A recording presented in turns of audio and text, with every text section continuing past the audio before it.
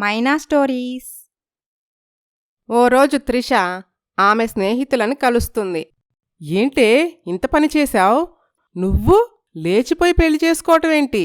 అస్సలు నమ్మలేకపోతున్నాను.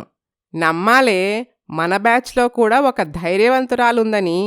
అసలు దీన్ని చెడగొట్టింది నువ్వే. ఇది మరీ బావుంది. నేనేం చేశాను? అయినా నేనేమైనా వాళ్ళ అమ్మా నాన్నని కాదని లేచిపోయి పెళ్లి చేసుకోమని చెప్పానా ఏంటి? ప్రేమించమని చెప్పాను, అంతేగా. గొడవ పడకండే, ఇందులో దాని తప్పేముందిలేవే. మనకి స్వతహాగా ఇష్టం లేకుండా ఒకరు చెప్తే మనం చేస్తామా ఏంటి? కానీ నువ్వింత డేర్ చేస్తావనుకోలేదు. అవునే, తొందరపడ్డావేమో అనిపిస్తుంది.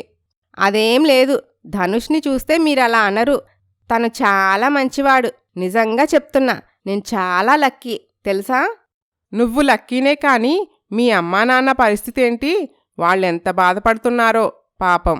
ఏం చెయ్యనే, వాళ్ళు పోలీస్ స్టేషన్లో మా పెళ్లిని ఒప్పుకొని నన్ను ధనుష్ని వాళ్ళతో పాటు తీసుకెళ్ళుంటే వాళ్ళకి ఈ బాధ ఉండేది కాదు కదా. భలే చెప్పావులే. సడన్గా నువ్విచ్చిన షాక్ నుండి తేరుకోవటానికే వాళ్ళకి చాలా టైం పట్టుంటుంది. అలాంటిది ఇక అంత ప్రశాంతంగా ఆలోచన ఎలా చేస్తారు? అవునే, నువ్వే వెళ్ళి వాళ్ళని క్షమాపణ అడుగు.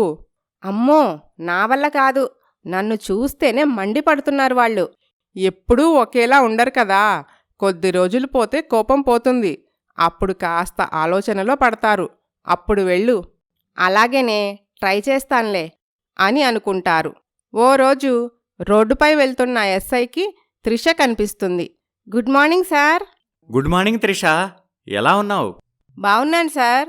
మీ అమ్మా నాన్న ఎలా ఉన్నారు? ఏమో తెలీదు సార్. నువ్వు నీ ప్రేమ గురించి ఆలోచించావు గానీ మీ తల్లిదండ్రుల బాధ గురించి ఆలోచించలేదు. మీరు కూడా ఇలా లవ్ మ్యారేజ్కి వ్యతిరేకంగా మాట్లాడతారేంటి సార్? నేను లవ్ మ్యారేజ్కి వ్యతిరేకం కాదు, వాళ్ళు అనుసరించే పద్ధతికి వ్యతిరేకం. ఏదో గవర్నమెంట్ ఎంప్లాయీని కాబట్టి నా విధులకు కట్టుబడి ఆ రోజు అలా చేశాను. లేదంటే నేను కూడా మీ పెళ్లికి సపోర్ట్ చేయను. ఎందుకు సార్? మేం చేసిన దాంట్లో తప్పేముంది? అసలు మీ అమ్మా నాన్న నీ ప్రేమని ఎందుకు ఒప్పుకోవటం లేదో నువ్వెప్పుడైనా ఆలోచించావా? కొత్తగా ఆలోచించటానికేముంది సార్? సహజంగానే పెద్దవాళ్ళకి ఎప్పుడు ప్రేమ వివాహాలు నచ్చవు కదా. మరి అలా అయితే కొంతమంది ప్రేమించుకొని పెద్దవాళ్ళని ఒప్పించి మరీ పెళ్లి చేసుకుంటున్నారు.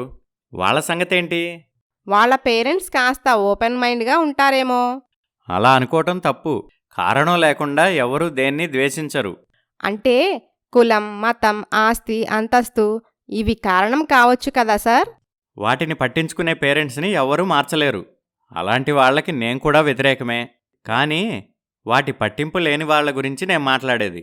అంటే పెద్దవాళ్ళని ఎదిరించి పెళ్లి చేసుకున్నామని వాళ్ళకి మా మీద కోపం. కొద్ది రోజులు పోతే వాళ్లే మమ్మల్ని అర్థం చేసుకుంటారు అలా జరిగితే బానే ఉంటుంది. ఎనీవే, ఆల్ ద బెస్ట్ అని ఎస్ఐ వెళ్ళిపోతాడు. ఇలా జరుగుతూ ఉంటుంది. ఓ రోజు ధనుష్ త్రిషతో, త్రిష, నువ్వు ఒక పని చేస్తావని నాకు మాటివ్వు. ఏంటది ధనుష్? ముందు మాటివ్వు. సరే, మాటిస్తున్నాను. ఏంటో చెప్పు. నువ్వు ఒకసారి మీ పుట్టింటికి వెళ్ళి రావాలి. ప్లీజ్, కాదనుకు. ఇదేంటి సడన్గా? నా వల్ల విడిపోయిన నిన్ను మీ వాళ్ళని ఎలాగైనా నేనే మళ్ళీ కలపాలి. ఎందుకు ధనుష్? ఒక ఆడపిల్లకి పుట్టిల్లు అనేది చాలా ముఖ్యం.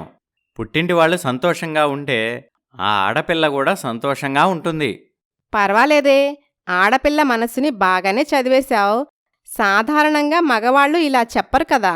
నేను అందరి మగవాళ్లలా ఉండాలనుకోవటం లేదు. నా భార్యకి నచ్చేలా తన మనసుని అర్థం చేసుకునే భర్తలా ఉండాలనుకుంటున్నాను. Oh, you are so sweet Dhanush.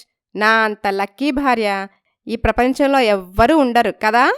కాదు కాదు, నా అంత లక్కీ భర్త ఈ ప్రపంచంలో ఎవ్వరూ ఉండరు.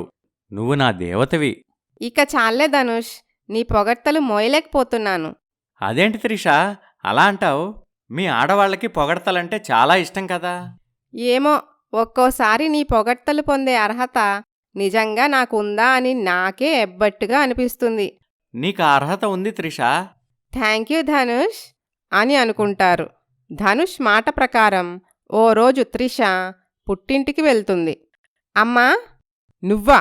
అక్కడే ఆగు. లోపలికి అడుగు పెట్టావో కూతురువని కూడా చూడను. ఎలా ఉన్నావమ్మా? నీ దయ వల్ల ఇంకా చావలేదమ్మా. చూడక్క, నీ వల్ల అమ్మ దిగులు పెంచుకుంది. నాన్న పిచ్చివాడిలా తయారయ్యాడు. నన్ను క్షమించు నాన్నా. జగపతి తల పక్కకి తిప్పుకుంటాడు. నాతో మాట్లాడు నాన్నా, ప్లీజ్.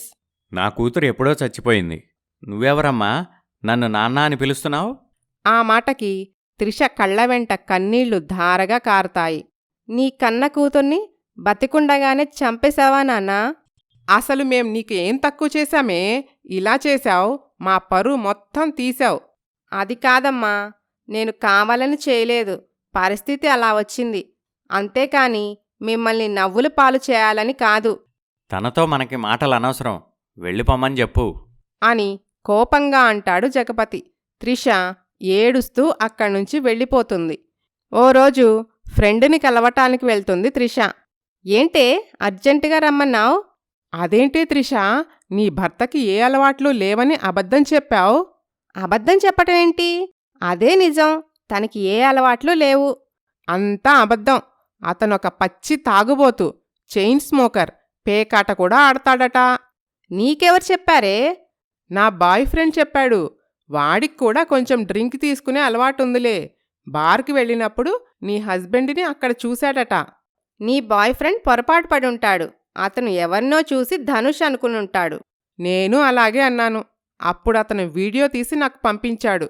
కావాలంటే నువ్వు కూడా చూడు అని తన ఫోన్లో ఉన్న వీడియో చూపిస్తుంది. అది చూసి నివ్వెరపోతుంది త్రిష. ఒక్క క్షణం తను జీవితంలో మోసపోయానేమోనని అనుకుంటుంది. కళ్ళల్లో నీళ్లు తిరుగుతాయి. ఏడ్చుకుంటూ ఇంటికి వెళుతుంది. ఆ రోజు సాయంత్రం ధనుష్ ఎప్పటిలాగే, బయటికి వెళ్ళొస్తాను త్రిష. ఆగు ధనుష్, ఈ టైంలో రోజూ బయటికెళ్తున్నావు? ఎక్కడికెళ్తున్నావు? అది ఏం లేదు త్రిష. ఎన్నాళ్ళని ఇలా జాబ్ చేస్తాను చెప్పు. ఏదైనా బిజినెస్ చేద్దామని ఆలోచిస్తున్నాను. అందుకని ఏ బిజినెస్ బాగుంటుందో సెర్చ్ చేస్తున్నాను. ఆ పని మీద రోజూ బయటికి వెళ్తున్నాను. నిజమేనా? అవును త్రిష, నీ మీద ఒట్టు. సరే వెళ్ళిరా ధనుష్ అని అంటుంది. ధనుష్ వెళ్ళిపోగానే అతనికి తెలియకుండా వెనకాలే అనుసరిస్తుంది త్రిష. అతను ఓ బార్లోకి వెళ్ళిపోతాడు. అతని స్నేహితుడు యశ్వంత్తో కలిసి తాగుతూ ఉంటాడు. అది చూసి త్రిష షాక్ అవుతుంది. రే ఏంట్రా ఈరోజు ఇంత లేటుగా వచ్చావు? ఏం లేదురా, త్రిషకి ఏ డౌట్ లేకుండా కవర్ చేసి రావటానికి ఈ టైం అయింది. అలాగా, అన్నట్టు చెప్పటం మర్చిపోయాను. ఇందాక వస్తుంటే పల్లవి కనిపించిందిరా. పల్లవా? పల్లవి ఎవర్రా? రేయ్, అప్పుడే మర్చిపోయావారా? అదేరా, నువ్వు మోసం చేసి వదిలేసిన నీ మొదటి ప్రియురాలు. ఓ తనా? నాకు అవసరం లేని వాళ్ల గురించి నేను పెద్దగా గుర్తుపెట్టుకోనురా. వాళ్ల మాటలు విన్న త్రిషకి గుండె పగిలిపోతుంది. అనుకోకుండా ధనుష్ తల పక్కకి తిప్పి అక్కడ త్రిష ఉండటం చూసి అతను బిత్తరపోతాడు. ఆ తర్వాత ఏం జరిగిందో వచ్చే భాగంలో చూద్దాం. Please subscribe Maina stories.